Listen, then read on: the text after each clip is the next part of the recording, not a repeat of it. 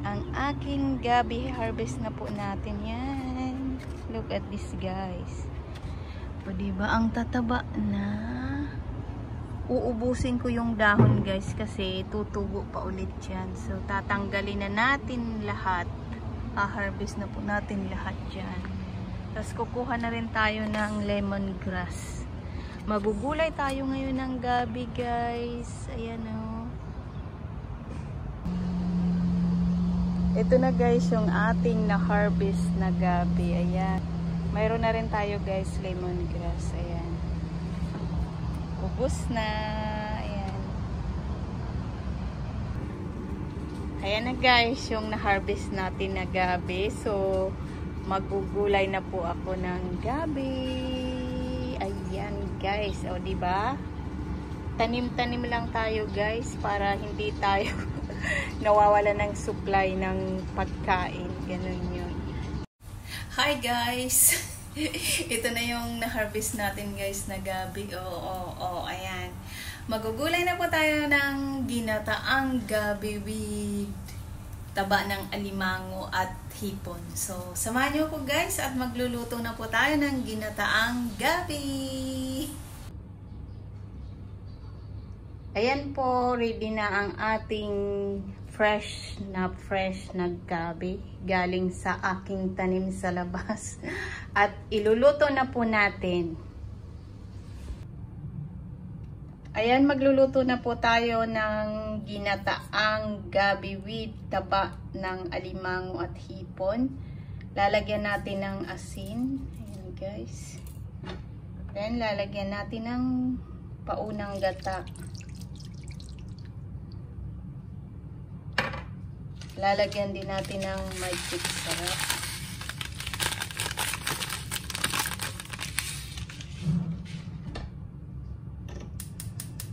Then, ayan, start na po tayong magluto ng ginataang gabi.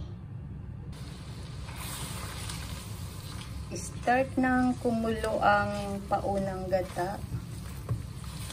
So, halo-haluin lang po muna natin bago natin ilagay ang ating gabi. At kapag nailagay na natin ang gabi, huwag po natin hahalo-haluin dahil makati po yan kapag madalas nyong hinahalo ang gulay nyo na gabi. Kaya yan po ang tips ko sa inyo. Kapag nagulay kayo ng gabi, huwag po halo ng halo. So ayan, pwede na pong ilagay ang gabi. At pagkatapos ay tatakpan lang natin yan.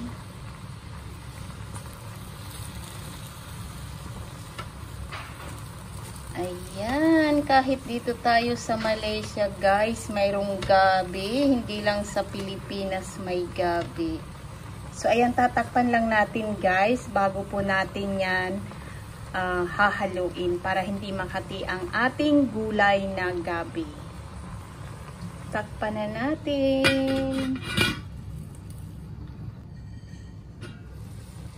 Ayan na guys yung ating gabi. Ayan. So pwede na po yan haluin.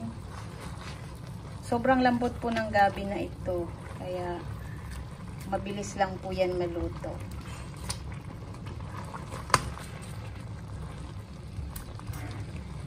Ayan guys, ang ating napakabangong ginataan na gabi. Talagang amoy na amoy guys yung ating lemongrass. Ayan.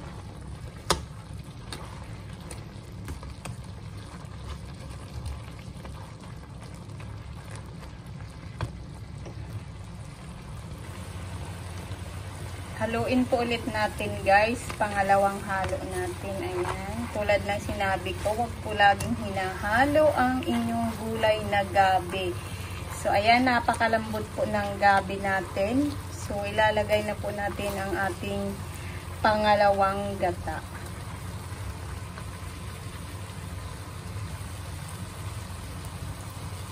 Ito na po yung pangalawang gata natin. Ayan. Sobrang bango talaga guys. Malinamnam ang ating ginataang gabi.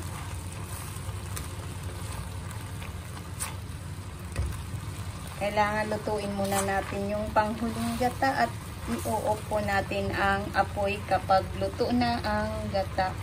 Lalagyan po natin ng siling labuyo, purple chili, yung tanim ko din po sa labas. Ayan. Para medyo maanghang ang ating ginataang gabi. Tikman na natin guys ang ating ginataang gabi. Ayan.